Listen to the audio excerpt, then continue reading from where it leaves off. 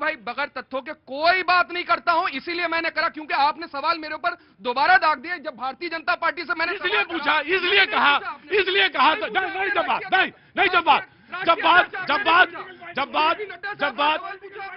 जब बात क्या सवाल, जेपी नड्डा से क्या सवाल पूछ रहा है? जेपी नड्डा साहब को एक्सटेंशन पे एक्सटेंशन कौन सी लोकतांत्रिक पार्टी के अंदर दिया जा रहा है, कैसे चुने गए थे, वो लगातार मिल रहा है, इसीलिए मैंने पूछा। परिवारवाद की बात होती है तो जय शाह साहब देखिए बोलने लगे सर, ये इसको हमारे यहाँ लखनऊ में बदतमीजी बोलते हैं, जो आप हम ही बता रहे थे, ये लखनऊ में बदतमीजी कहलाती है, और कानपुर में क्या कहलाता है वो जवाब तो मैं दे सकता हूं। ठीक है जब्बार साहब, अब आप सुनिए जब्बार साहब, मेरे शब्द आपने मुझ पर लौटाए हैं, मैं आपसे बताता हूं। आपने ये कहा ना कि जेपी नड्डा साहब को एक्सटेंशन मिलता जा रहा है, या जेपी नड्डा साहब को एक्सटेंशन पे एक्सटेंशन मिलता जा रहा है, तो आपकी नजर में ये गलत है ना? ये तो लोकतांत्रिक पार्टी, हम लोग आप क्या तो हैं, हम लोग तो मान रहे हैं ना आप? नहीं तो आप तो मान रहे हैं ना?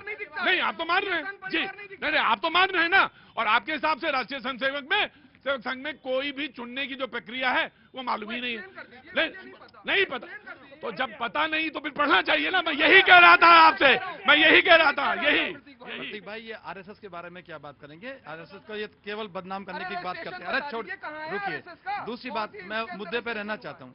देखिए, दिल्ली की जनता ने 48 विधायक चुने हैं, निश्चित तौर पर 48 विधायकों में से कोई योग्य मुख्यमंत्री बनने जा रहा है, जिसको दायित्व मिलने जा रहा है। दूसरी बात, 2 से लेकर के 300 पार करने वाली कौन है? भारतीय जनता पार्टी, जो अपने अंदर हारने के बाद भी विश्लेषण करती है। अगर कांग्रेस और आप ही अगर आज विश्लेषण करने की बात करते तो अपने अंदर विश्लेषण करते कि हमारी हार कैसे हुई। इनको तो मुख्यमंत्री पर विश्लेषण करना है, इनकी हार किस तरह से हुई है इसके ऊपर विश्लेषण नहीं कर रहे हैं ये लोग। दूसरी बात, सिद्धि से लेकर संकल्प तक की बात कौन करता है? भारतीय जनता पार्टी। तीसरी बात, अंत्योदय की बात कौन करता है? भारतीय जनता पार्टी।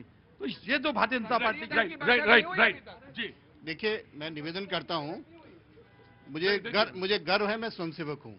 अगर संघ को समझना है तो संघ की शाखा में आइए, कोई मेंबरशिप फीस नहीं है, आप भगवा ध्वज का प्रणाम किए, आप उसके जुड़ जाते हैं। दूसरी बात, बीजेपी की बात करें, बीजेपी का संविधान पढ़िए।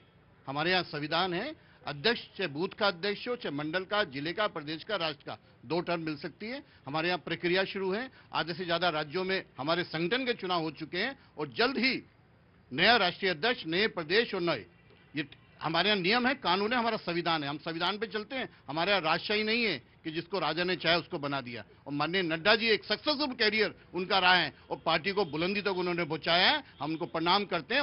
और आज भी जिस तरीके से दिल्ली हमने जीती है, और माननीय मोदी, मैं ये जानना चाहता, जवाद जी बन सकते हैं आप क्या प्रेसिडेंट? जवाद जी आइए ना बीजेपी। नहीं तो रजिस्ट्रेशन कहाँ होगा? रजिस्ट्रेशन कहाँ होगा? मैं बता रहा हूँ, अरे नहीं ऐसा करिए, मैं ब्रेक लेता हूँ, उनको बताइए